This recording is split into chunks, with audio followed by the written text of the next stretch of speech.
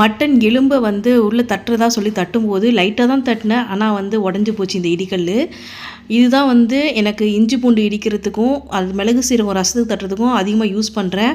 இது உடஞ்சது ரொம்ப கஷ்டமாக இருந்துச்சு. இருந்தாலும் இது உடஞ்சதுனால இதை விட கொஞ்சம் அட்வான்ஸாக எதுவும் வாங்கலாம் அப்படின்னு சர்ச் பண்ணி தான் இந்த இடிக்கல் வந்து வாங்கியிருக்கேன்.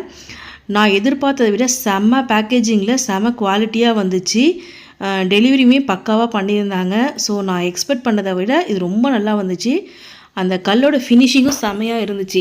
நான் வந்து இத்தனை நாள் வந்து இஞ்சி பூண்டு இடிக்க மட்டும் தான் பயன்படுத்திகிட்டு இருந்தேன். ஸோ இனிமேல் பார்த்திங்கன்னா இதில் நம்ம சிம்பிளாக கொஞ்சமாக ஒருத்தர் கரைக்கும்போது சட்னி கூட அரைச்சிக்கலாம் அப்படின்னு நினைக்கிறேன். ரொம்ப சூப்பராக வந்துருந்துச்சு குவாலிட்டி.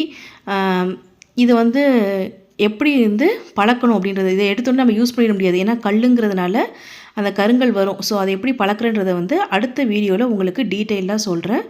தேங்க்யூ.